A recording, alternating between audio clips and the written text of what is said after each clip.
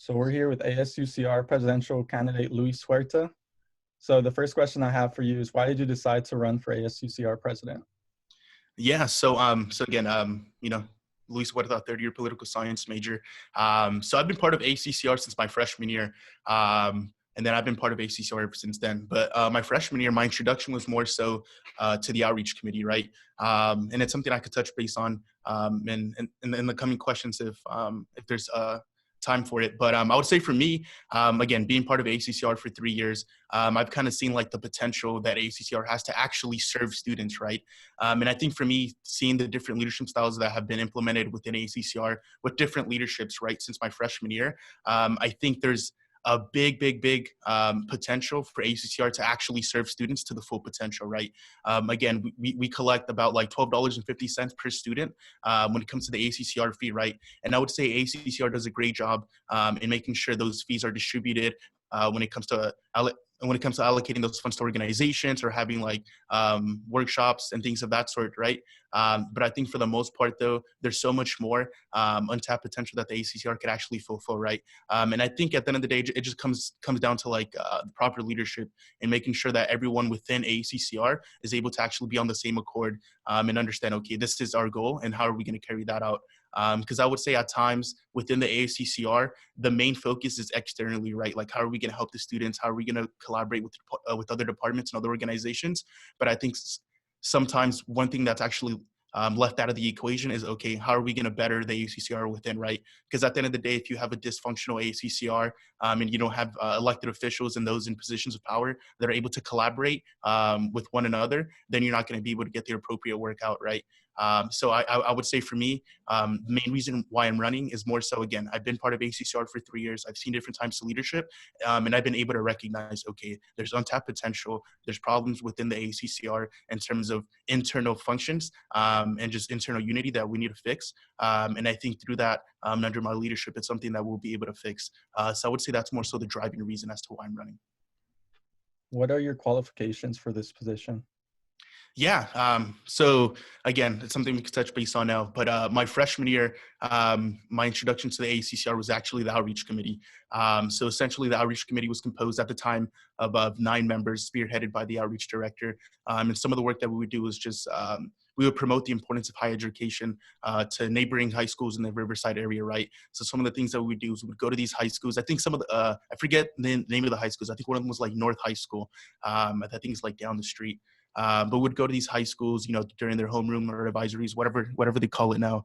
But essentially, we would kind of go and inform them like, these are the deadlines for FAFSA, these are the deadlines for applying to the UC, and of course, more so the drive was let's inform students about higher education. But of course, there was a little emphasis of like, hey, this is what UCR has to offer, right? But all in all, the goal was like, this is what higher ed is, and these are the benefits that come to it. And then transitioning into my second year, I worked under the external office as the campus organizing director, right? Which I would say was a big jump in terms of the work I was doing my freshman year, because I was just part of a committee, right? And I didn't really have the opportunity to exercise leadership or kind of be vocal as to some of the things that I wanted to implement. So I would say the transition to my second year and actually chairing the Highlander Action Committee and working with other individuals within my committee, I think was a big change, right? So within that 1 year time frame, which was last year, I was able to carry out efforts when it came to, let's say, voter registration. One thing that I was introduced at the time was to AFSCME 3299 and other unions on campus, right? Prior to that, I really wasn't aware as to these other entities that, of course, played a big role within the UC. But through that position and other folks within the committee that were able to more so educate me and inform me as to these are the disparities these people face when it comes to unionizing, I think that more so was eye-opening, right? So through that, we were able to collaborate and do works. We had a banner drop that I think was more so the highlight of my time as the campus organizing director at the Hub. I don't think I have a picture of it, or I don't know if I'd be able to share it, but I think it was a big moment for me, right? It showed student worker solidarity at that time, and I think that was the biggest highlight of that, right? I was able to work with UCOP, the University of California Office of the President, and get folks that were in leadership within UCOP to the UC, right? Or at UCR, and more so have workshops with students, right? And that was more so where that accessibility component came in. But again, that's what I did my second year. And then currently, I actually serve as the Vice President of External Affairs. So I was able to kind of get the promotion, so to speak, from being the campus organizing director to now actually overseeing the entirety of the external affairs office. And again, similar to that transition from my first year to my second year, this was a way bigger jump, right? Because now I'm no longer just overseeing, let's say, 12 people. Now I'm overseeing 5 directors, and then each of their committees have, let's say, anywhere between 10 to 15 committee members, right? So it's a lot of people that you have to oversee, and it's a lot of oversight. But I would say through that, more so the work that I've been able to do is, again, civic engagement, making sure students go to the state capitol. Unfortunately, because of the impacts of the COVID-19 virus, we weren't able to send students to Hill Day, which is actually a conference, a UCSA-sponsored conference that we're going to send students to, right, to Washington, D.C. But that was actually going to happen this past month, but we weren't able to carry that out. So I would say that's more so one thing that was a bit upsetting for me, not being able to actually give the chance for UCR students to go to Washington, D.C. I've never been there myself, so I think it's definitely an opportunity students would have been able to take advantage of. But for the sake of time, we'll just leave it at that. But that's more so the qualifications I have when it comes to working within ASUCR. How would you ensure that students' voices are heard within ASUCR? Yeah, I would say this is something that, it's repetitive, and I think it's an ongoing cycle, right? I would say when it comes to different leaderships year by year, the conversation at hand is, okay, there's 22,000 roughly undergraduates here at UCR, right? And we have, let's say, ASUCR is composed of no more than 30-ish, 40-ish elected officials, right? So you can see that the ratio is a bit off as to how is this small group of people going to be able to be reflective of all concerns and identities that the rest of the 22,000 people have, right? And I would say there's definitely a disconnect, and it's difficult to, of course, relay this information when it comes to only 30 people within ASUCR trying to represent 20-ish thousand people or students. But I would say more so the work I would do to ensure that the ASUCR is accessible and that their work or that student voices are heard. It's just more so having better outreach efforts, right? I would say this year, in terms of outreach and being able to actually go to, let's say, the hub, actually tabling and things of that sort, I think the ASUCR has done a good job in getting students input, right? But I would say there's a big pool of students on campus that, let's say, for example, let's say the commuter population, right, that don't necessarily engage with ASUCR because they're focused on other things, right, as other students, of course. But I would say they don't have that access to engaging with ASUCR unless it's like, come to this event and here's this pizza, right? But I think there's so much more ASUCR can do in terms of having students be engaged, right? Something as simple as ramping up like tabling efforts, right? Launching campus-wide surveys, right? Dedicating more outreach efforts, let's say on a daily basis, to ensuring that students are actively aware of like, oh, this is what ASUCR does, right? Having more newsletters, having more marketing material, right? Again, this kind of goes back to the conversation we had initially of there's so much untapped potential, and the ASUCR is really fluid in the sense, right? That there's so much you can do, and it's just a matter of having an idea and implementing it, right? But I would say a lot of student leadership within the ACCR kind of gets lost in the, okay, can I do this? Is this feasible? But at the end of the day, this is for the students, by the students. If you have an idea, just run with it, right? But all in all, just ramping up outreach efforts, I would say, would be the biggest solution to that. If elected as president, what would you bring to the table that's new? Oh, I would say, again, this is, well, like so many presidents in years past, but I would say one thing, and I'm using more so the reference point from the presidencies I've seen. So this is more so the timeline I'm using and how I'm going to differentiate what they've been doing to or what I plan on doing. But I kind of touched based on it earlier, but I would say more so implementing a sense of unity within the ASUCR, right? Again, I kind of touched based on it, but I would say when it comes to elected officials within the ASUCR, the biggest concern is, which it should be, how do we help students? How do we help students? But there's never an internal conversation of, okay, how do we strengthen the unity and the connection we have with one another as elected officials to make sure that we're able to collaborate and we're on the same accord to actually help students, right? And at times, I would say the ACCR can get a bit political, right? And everyone does have the same goal and intention of helping students and strengthening the student body, but there's sometimes a bit of disconnect or miscommunication as to how do we actually go about that, right? We have the same goal, but we're trying to take different streets and different avenues, right? So I think that's more so where that lack of parallel sometimes causes issues, right, within the ASUCR of actually doing its job of representing student voices. But I would say for me, it's just more so the change that I would have is more so implementing a sense of unity, right? And instilling that culture within the ASUCR and actually having a conversation, whether it be before the start of week 1 for fall quarter, if I do get the chance to serve as ASUCR president, or have the conversation in the summer and let all elected officials know that, hey, this is what we want to do, help students, which is the reason why we ran, but this is how we're going to do it, right? Because I would say that lack of conversation and that lack of integration within all officials within ASUCR, I would say is kind of what leads to the derailment of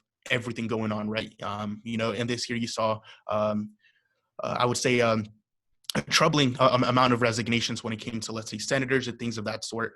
Some of those resignations could be attributed to, let's say, issues at home, in like their inability to serve because they have other commitments, or perhaps internal drama within the ASUCR, right? But I would say a bunch of these resignations or this lack of unity, so to speak, I would say can easily be fixed by just having this sense of unity at the very beginning, right?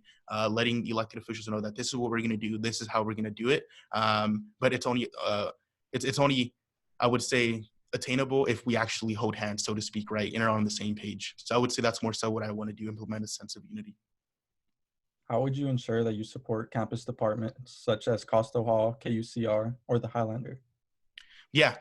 So again, this is a hot topic issue, right? I would say in years past, and even currently, right? That disconnect.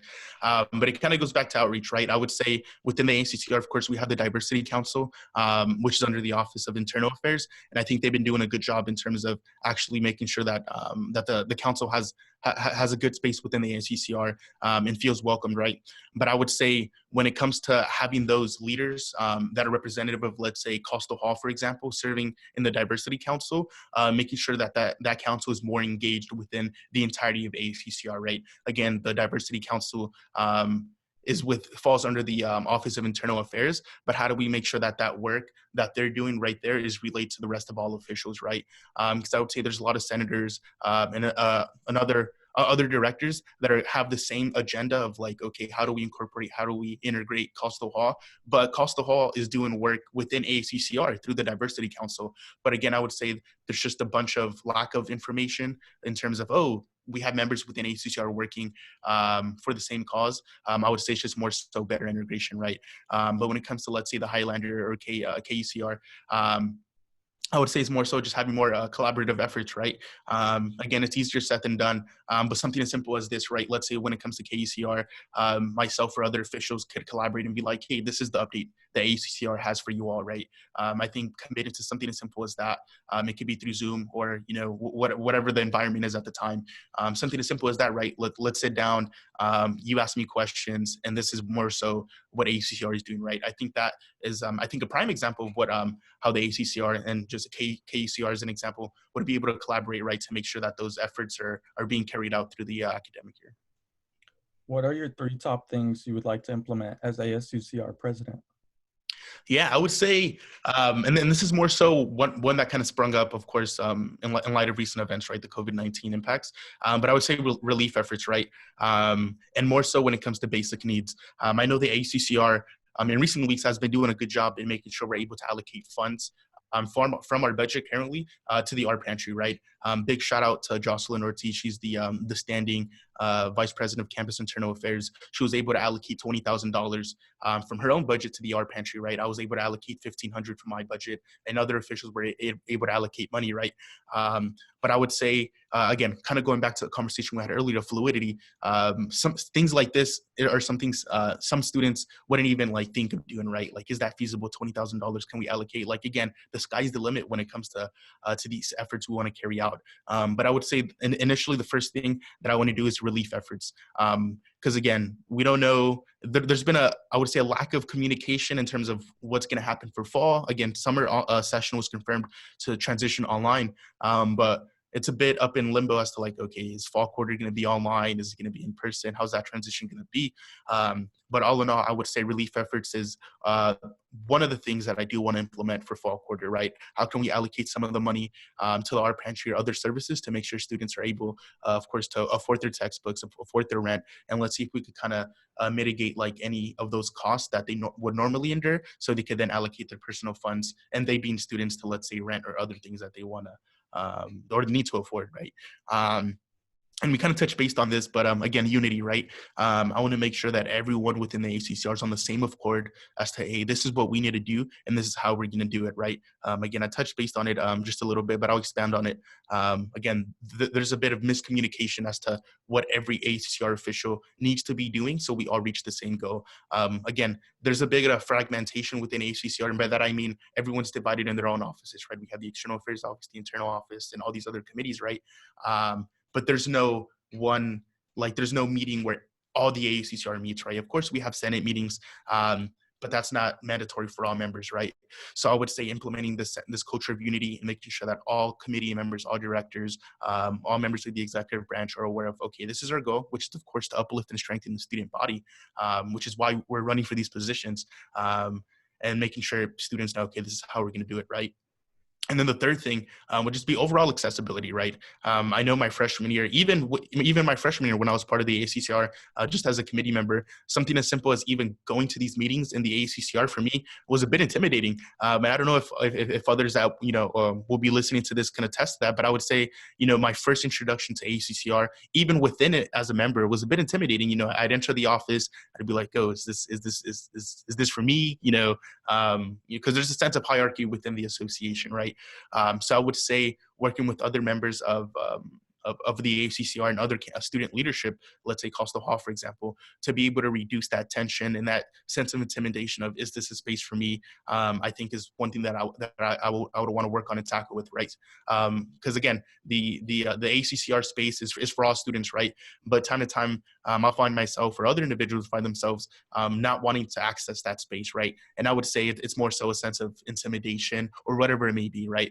Of like, oh, is this a space for me? I don't know if I'm welcomed here. I don't know anyone here. But at the end of the day, this is for the students, by the students. Feel free to come in here, kick back and just do, study or do whatever you want to do. So I'd say it'd be relief efforts, internal unity, and then just accessibility for students. How would you characterize ASUCR's image in the eyes of the student body? Ooh, again, I would say I'm using the reference point, since the last 3 years I've been here. And also from what I've heard through word of mouth, I would say historically, there's been a big disconnect between the ACCR and the student body. But I definitely applaud the current leadership in ACCR in bridging that gap. And making sure students are aware as to what the ACCR does, and making it a bit more accessible, right? Whether it be by having more town halls, or having more open houses, or ramping up tabling efforts, which has been done this year. But I would characterize the image of ACCR right now, I would say, in a better light than it has been in previous years. I would say definitely, again, because of leadership this year, we've been taking a step forward in the right direction and letting students know that, hey, historically, this might have happened. However, we're here for you all, right? And I think some of the initiatives that we've launched, relief efforts, some of the conferences that my office has carried out and giving that accessibility to students, I think has been a step forward, right? But again, we still have a lot of work ahead of us to make sure that we're able to actually unify the entirety of the undergraduate body and the ACCR, so we're all on the same page of, hey, we're here for you all, and any, let's say, rumors of self-service or anything of that can be erased, right? Because at the end of the day, we're running for these positions to serve to students like ourselves, right? To serve other students. So all in all, that's more so the work we're here to do. How would you work with someone who has a differing opinion than yours? Yeah, I would say for that, it's just a matter of compromise, right? Just meeting in the middle. Again, students may have differing viewpoints as to this is how we should execute X plan, or this is a different initiative that we should carry out. But I would say for the most part, just for this hypothetical, let's say if myself and another student do have different viewpoints, for the sake of this hypothetical, let's say we have the same goal, right? All in all, it's just a matter of compromise and actually sitting down and communicating, right? Because I would say communication is so important. However, a lot of students don't practice that, right? There's a lot of slander going on social media, back and forth on personal accounts. However, there's no initiative to actually sit down at the table and compromise, right? Or at least attempt to reach that, right? So I would say for me, it's just a matter of sitting down and compromising, right? But first thing first, of course, having that conversation and kind of expanding as to, okay, these are my viewpoints. This is why I think it's correct. What's your support? And if there's still, if we're not able to agree or kind of decide as to whose idea is better, it's just a matter of compromise, right? At the end of the day, everyone here has different viewpoints. Someone else might have a different angle on how we should operate and carry things out. But all in all, I would say the answer to that is just compromise. And those are all my questions. Do you have anything else you'd like to add? As of now, no. Am I able to plug in my email? Yeah, go for it. Plug in the email. But if anyone, like, of course, that's taking the time to listen to this, my email is it's LHUER007@UCR.edu. And then my Instagram, which is more so where I'm spearheading my campaign, is just Luis Otis, so LuisOtus. So feel free to give me an email or a DM, and I'm like more than happy respond. All right, cool. Thank you for taking the time out of your day to do this interview. We definitely appreciate it. Yeah, of course. Thanks for having me. Thank you.